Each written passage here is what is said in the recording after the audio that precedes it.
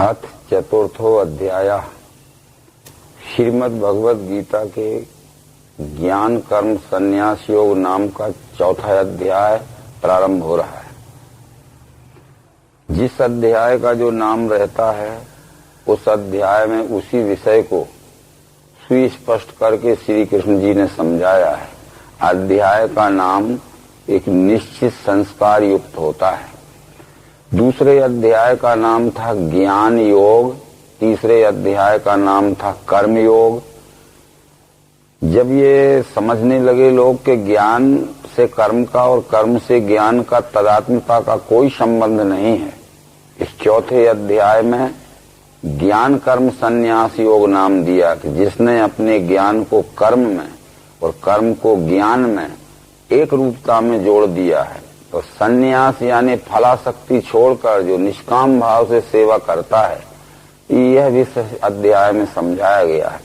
परंतु इसकी परंपरा कोई नवीन नहीं है, कोई कल्पित नहीं है। परंपरा का ये पूर्व युगों का भी प्रमाण देते हुए श्री कृष्ण जी कहते हैं, मैंने यही स्थायी योग आदि में सूर्य से कहा, मनु ने सूर्य से पाया, इक्ष्वाकु मनु से गए। ऐसे परंपरा प्राप्त राजऋषियों को मिला, सो बहुत काल जाने से पार्थ योग मिटा यहाँ। वही ये पुराना योग मैंने आज तुझे कहा, भक्त है तू सखा मेरा, इससे श्रेष्ठ भेद ये। इन 3 श्लोकों का आशय यह है, ये दिव्य चक्षु योग जिससे विश्व ही परमात्मा है, यह प्रत्यक्ष दर्शन बोध होता है, कोई नया नहीं है। युग के आदि में कश्यप पद्धति के ज्येष्ठ पुत्र विष्णु नामक शरीरधारी विभूति के पास था। विष्णु ने अपने ज्येष्ठ पुत्र वैवस्वत मनु को यह परमात्मा दर्शन कराने वाला योग दिया और मनु ने अपने ही पुत्र इक्ष्वाकु को, जो भगवान श्री रामचंद्र जी के ही पूर्वज थे, इस विश्व ही परमात्मा है यह दर्शन कराने वाला योग दिया। उसकी परंपरा बराबर ये भगवान श्री रामचंद्र तक आई और भगवान श्री रामचंद्र ने भी इसी विश्व रूप दर्शन का ज्ञान अपने भक्तों में प्रचार किया। पहली ही भेंट में मारुति भक्त हनुमान को ये बतलाया कि सो अनन्य जाके यस मति न टरे हनुमंत, मैं सेवक सचराचर रूप स्वामी भगवंत। अनन्य भक्त होने के लिए बुद्धि में ये पक्का निश्चय स्थिर होना चाहिए कि मैं सेवक हूँ और ये चराचर सृष्टि के रूप में जो दिख रहा है यही हमारा स्वामी भगवान है, परमात्मा है। यह निश्चय जिसकी बुद्धि में स्थिर हो जाता है वह अनन्य भक्त नाम से वेद उपनिषदों में जाना जाता है। परंतु अर्जुन के मन में एक शंका आई। अर्जुन पूछता है कि तुम तो अब जन्मे हो आदि में जन्म सूर्य का, मैं कैसे जानूं योग ये तुमने उससे कहा। उसने शरीर दृष्टि से ये विचार किया था कि श्री कृष्ण से कहा कि तुम्हारा जन्म तो द्वापर युग के अंत में वसुदेव और देवकी के घर में हुआ है और तुम कहते हो कि मैंने ही सतयुग के समय ये आदि नारायण को कहा था, तो ये तो तुम्हारा जन्म अभी हुआ है और वो हजारों वर्ष पहले विष्णु नामक शरीरधारी विभूत थे। कृष्ण ने इसको जिस दृष्टिकोण से बताया था वो समझाने का अर्जुन को यहाँ से प्रयास किया। मेरे तेरे बहुत जन्म हो चुके हैं परंतप वे सब जानता हूं मैं, पार्थ तू जानता नहीं। मेरे और तेरे बहुत जन्म हो चुके हैं, मैं जानता हूं, अर्जुन तू नहीं जानता। इसका भी लोगों ने गलत अर्थ किया कि कृष्ण जी अपने पूर्व जन्मों का हाल इस तरह जान रहे थे कि कृष्ण जन्म के पहले मैं किस माता पिता के घर में उत्पन्न हुआ था, मेरे कितने भाई बहन थे, मकान कैसा था, मेरा उद्योग या पेशा कैसा था, यह कृष्ण जी नहीं बतलाना चाहते। जो विभूति पद पे आता है तो वो ये जानता है कि 4 खानी 84 लाख योनि का चक्कर काट के अनेक जन्म के पश्चात ये मनुष्य जन्म लेता है। कुछ जन्म पशु स्वरूप मनुष्य में लेके रजोगुण प्रधान मनुष्य होता है, फिर रजोगुण प्रधान मनुष्य होने के बाद सत्वगुण प्रधान मनुष्य होता है, वह नरकोटि का मनुष्य। तब उसको परमात्मा जानने की इच्छा होती है। सदगुरु से दिव्य चक्षु प्राप्त होते ही विश्व ही परमात्मा यह जानता है तब उसको विज्ञान प्राप्त होता है। विज्ञान में बहुत जन्म लेने के पश्चात उसकी जब निरिध्यास अवस्था होती है तब वो विदेह मुक्त होता है, और विदेह मुक्त में भी बहुत जन्म लेने के पश्चात वह जीवन मुक्त होता है। यह जीवन मुक्त पद ही ये अवतार का निज पद है, यानी विशेष विभूति के बौद्धिक उत्क्रांति का पद है। इस जीव के उत्क्रांति तत्व की दृष्टि से श्री कृष्ण ने ये कहा था कि बहुन में व्यतीतानि जन्मानि तव चार्जन तान्य हम वेद सर्वाणी न तुम वेद परंतप।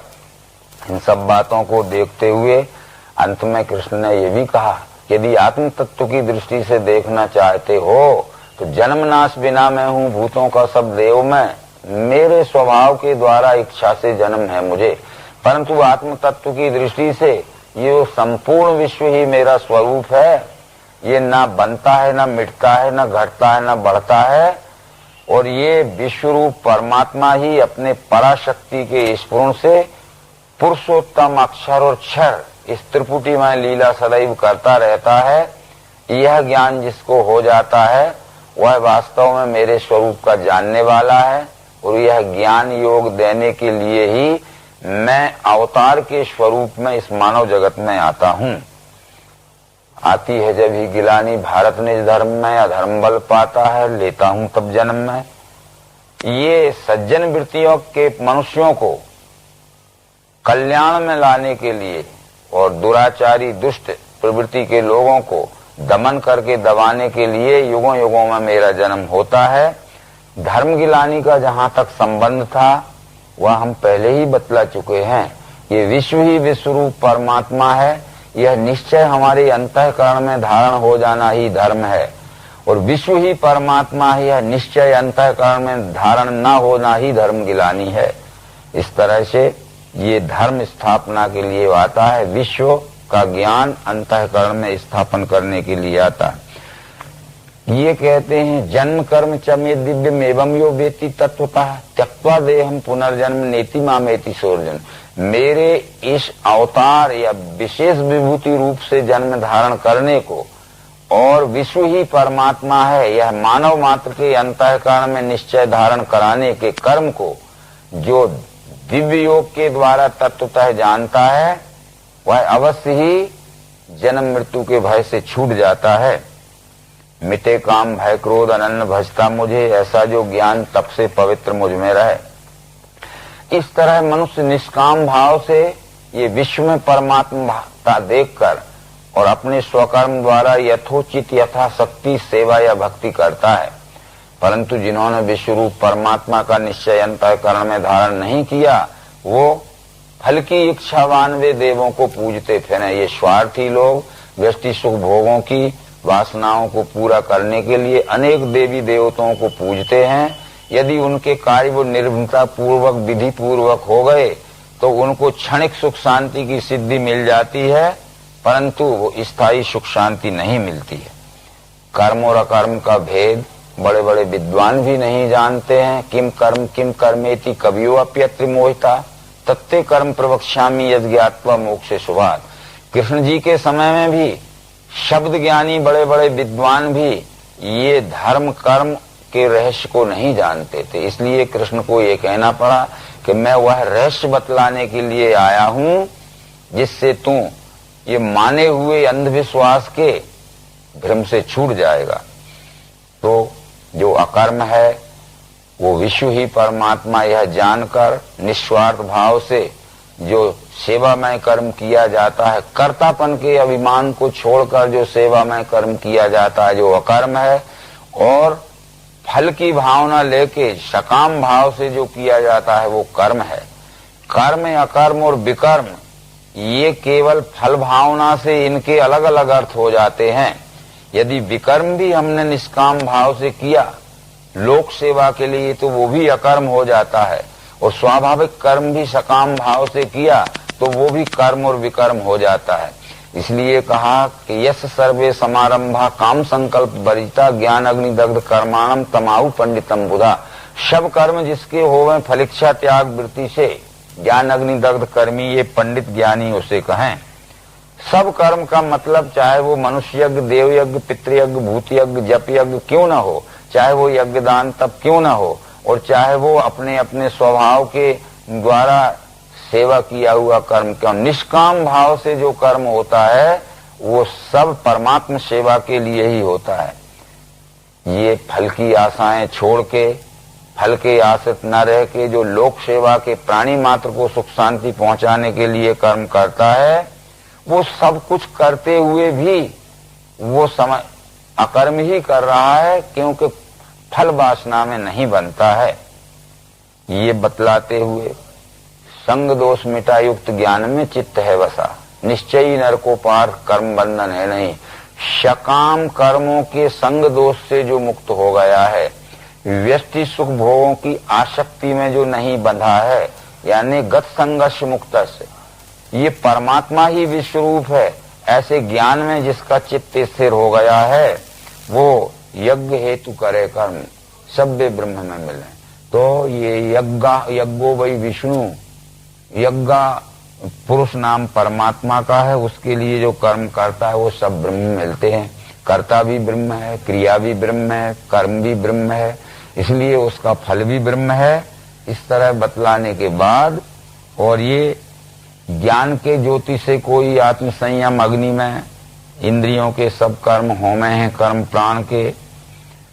इस तरह से अनेक प्रकार के यज्ञ कृष्ण जी ने यहाँ बतलाए, और उन अनेक प्रकार के यज्ञों का मतलब भी यही था। तो कोई द्रव्य यज्ञ करते हैं, यानी अनेक प्रकार की विपुल महंगी खाद्य सामग्री को अग्नि में जला के स्वाहा कर देते हैं। कोई योग यज्ञ करते हैं, व्यष्टि योग के अनेक यज्ञ करते हैं। कोई पढ़ना पढ़ाना, कोई प्राणापान की गति रोकने वाले प्राणायाम यज्ञ करते हैं।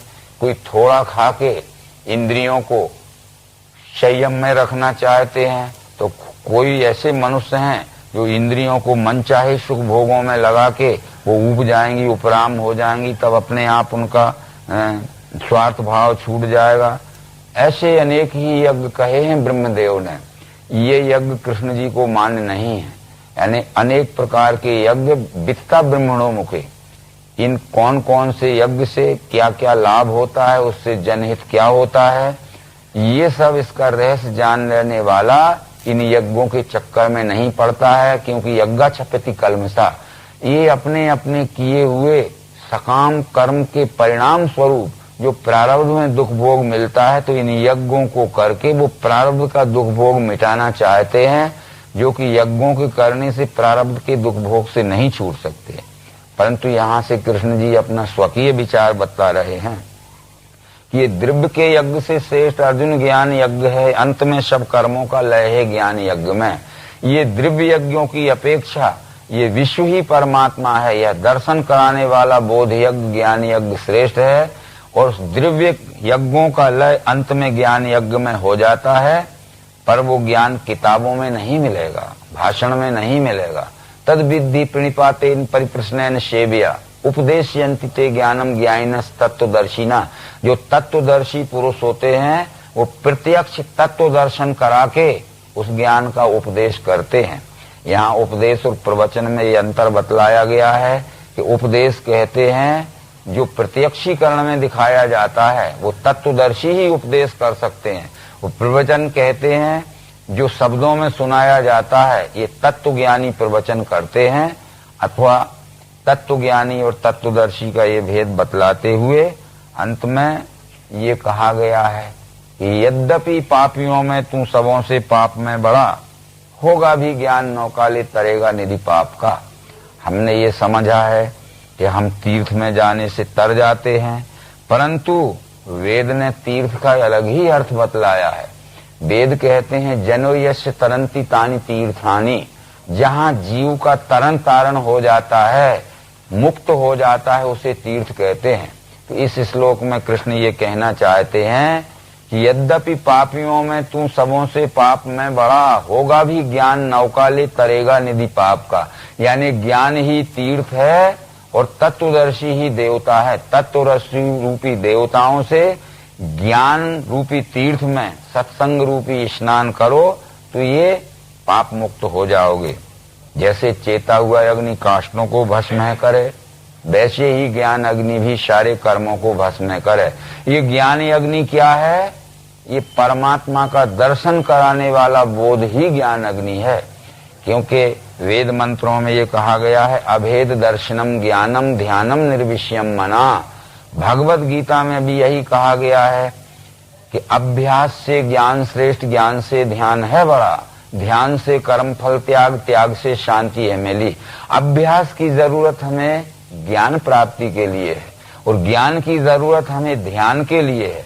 और सदैव हमें ये ध्यान बना रहा कि अपने सहित दिखने वाला संपूर्ण चराचर विश्व ही विश्वरूप परमात्मा है।